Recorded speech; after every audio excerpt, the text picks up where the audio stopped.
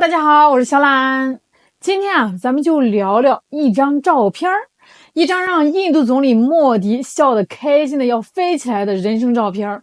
话说这人生照片每个人的定义不一样啊。你比如说美国那个特朗普，前一阵子不是遇上点意外嘛，躲子弹的那个瞬间，好多人说那就是他的人生照片，够惊险，够刺激，够上头条。但是咱们今天的主角莫迪老仙儿，他的人生照片可不一样，那叫一个春风得意，那叫一个喜气洋洋啊。这事儿发生在哪儿呢？在咱们家门口天津举办的上合峰会上。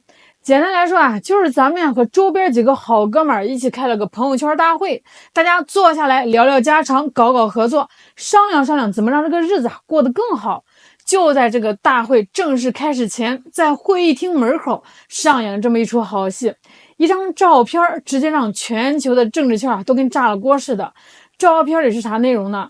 中俄印三国领导人齐刷刷站一排，咱们的习大大和俄罗斯的普京大帝分站两边，而莫迪呢就跟个 C 位大明星似的稳稳的站在最中间。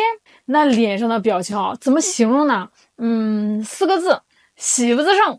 那嘴角裂的都快到耳根子里这眼睛笑得眯成一条线。我估计他当时心里面肯定想的是，哎呦喂，这感觉美，实在是太美了。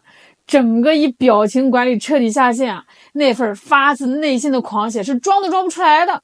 咱把这个事的来龙去脉给捋清楚了。根据俄罗斯记者在前方的报道，这名场面它不是偶然发生的，也不是咱们或者是俄罗斯安排的。你猜怎么着？是莫迪自个儿导演的。当时这个峰会马上就要开始了，各国的领导人陆陆续续往这个会场里走。这莫迪呢，眼尖瞅见普京了，他就赶紧迎上去俩人热情的聊了几句聊着聊着，这个莫迪顺势就把这个普京的手给牵上了。你没听错就是两个大老爷们儿手牵手，跟逛公园似的往这个会厅那边走。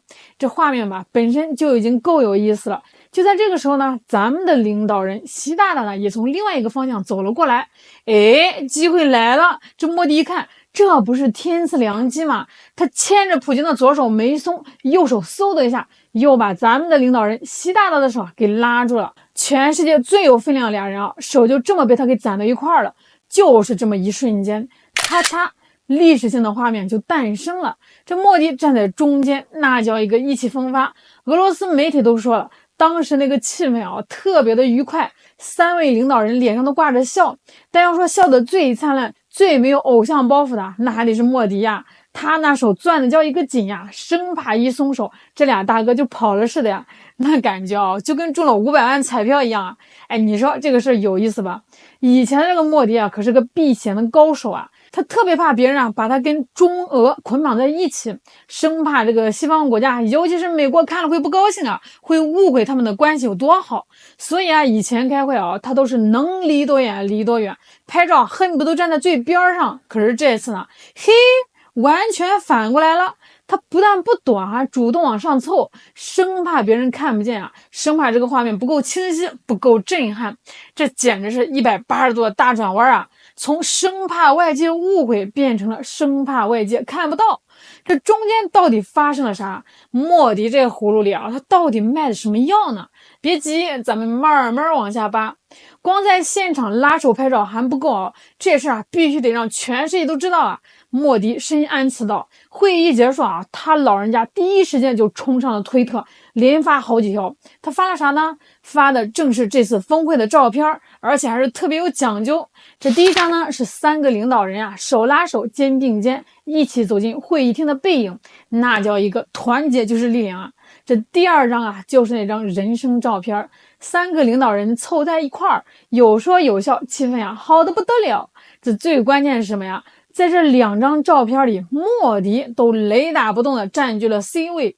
这小心机你品品他就是要通过这个构图告诉全世界，看见没？我莫迪现在是左膀右臂，是沟通东西方的桥梁，是这个场子的核心人物。这还不算完啊！除了这一张三人行的照片啊，这个莫迪还疯狂的秀了他跟普京的兄弟情。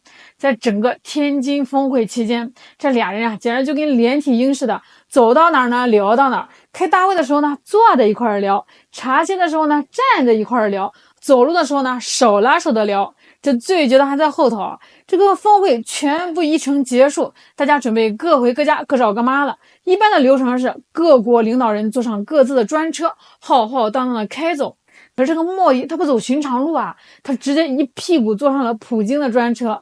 根据现场的记者的说法啊，俄罗斯和印度的官方行程里啊，压根儿就没这么一出，这完全是两个人的临时起意，可能是聊得太投机了。这个普京说：“老莫啊，你别坐你那车了，来挤我的车，咱哥俩路上接着唠。”这莫迪啊，估计当场就乐呀，那感情好啊，走着。就这么一个千载难逢的秀恩爱机会啊，这莫迪能放过吗？必须不能啊！他立马就在普京的专1级豪车里啊，跟这个普京来了一张亲密的自拍，然后噗的一下又发到了社交媒体上。配文大概意思就是跟我的好兄弟普京一起回家喽，今天聊得真开心。哎，你看看啊，短短几个小时啊，这又是拉手合影，又是同坐一辆车的，还疯狂在网上直播。莫迪这套组合拳打下来啊，那叫一个眼花缭乱呀！他这么卖力的表演，到底图个啥呢？难道真是因为天津的狗不理包子太好吃了，让他心情大好了？当然不是啦，这一切啊都是演给一个人看的。那谁呢？大洋彼岸的美国。话说莫迪这次来中国之前，那日子过得叫一个憋屈啊！谁给他气受呢？就是美国呀！咱们都知道，印度这些年跟美国走得近啊，一口一个好哥们儿。但是国家之间哪有永远的朋友啊？只有永远的利益啊！最近这个美国跟印度的友谊小船眼瞅着就要翻了，为啥呢？主要就是因为这个印度啊买了俄罗斯的石油。哎，这事说来话长。俄乌冲突之后，美国啊就带着一帮小兄弟制裁俄罗斯，不让大家买他家的石油和天然气，想从经济上困死俄罗斯。可是印度呢，人家有自己的小算盘，俄罗斯的油便宜啊，真金白银的实惠谁不想要啊？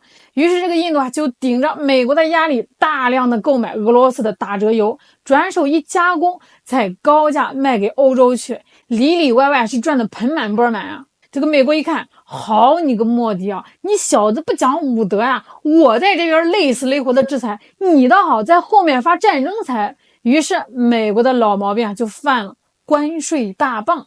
他们就找了个借口啊，对着印度的商品咣叽一下加了总共50%的重税，等于说印度卖100块钱的东西到美国，还没出港呢，就得先交50块钱的税。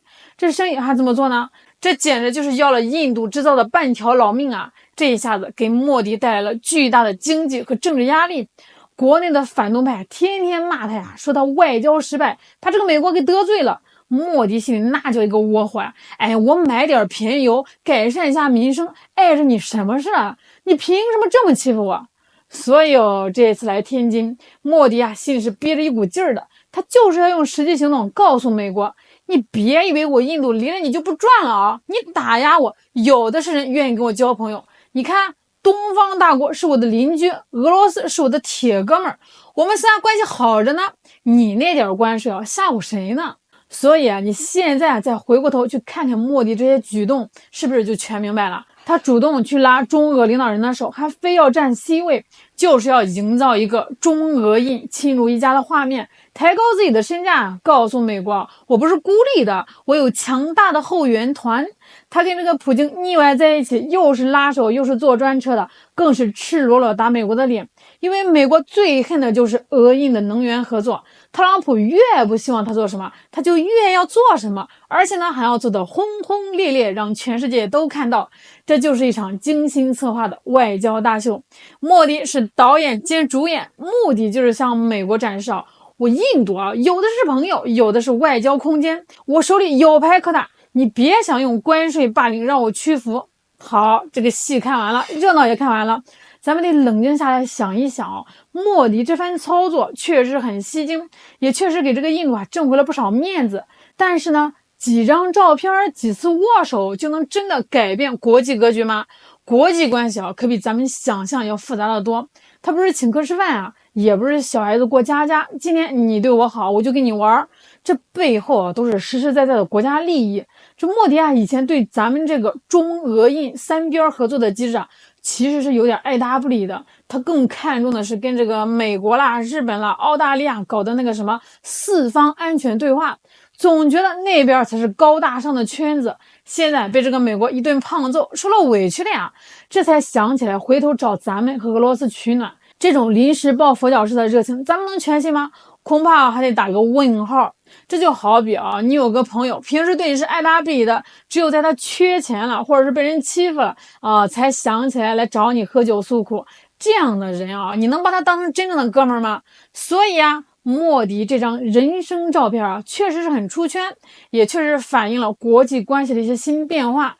但是呢，一张照片的温度是短暂的，想要让中俄印三国的关系真正的走深走实，光靠领导人之间的亲密秀是远远不够的。印度现在需要回答一个关键问题：你是真心想发展和咱们的关系，真心想搞好中俄印这个朋友圈，还是说这只是你在美国的压力下的一种投机行为，一种权宜之计？等到哪天这个美国对你好了，你是不是又要扭头就走啊？咱们中国有句老话叫听其言观其行，意思就是你别看他嘴上说的有多好听，你要看他实际的行动是怎么做的。所以啊，对于莫迪政府来说，接下来的行动才是关键。你是不是愿意在边境问题上展现出更大的诚意？你是不是愿意在经贸合作上给我们中国的企业提供一个公平公正的环境？你是不是愿意在一些重大的国际问题上和我们站在一起，发出共同的声音？那这些都需要印度用持之以恒的行动来证明。真正的战略互信不是靠几张合影就能建立起来的，而是靠长年累月的互利合作，一点一滴积累起来的。所以莫迪这张人生照片咱们可以当个热闹来看。对于印度来说，如果他能真正抓住这个机会，摆正心态，拿出诚意那未来的路可能会越走越宽。但是如果这依然只是一场为了给美国看的政治秀，那么等这个潮水退去我们就会看到谁在裸泳。好啦，今天就给大家聊到这儿啦，我是小懒，我们下期再见。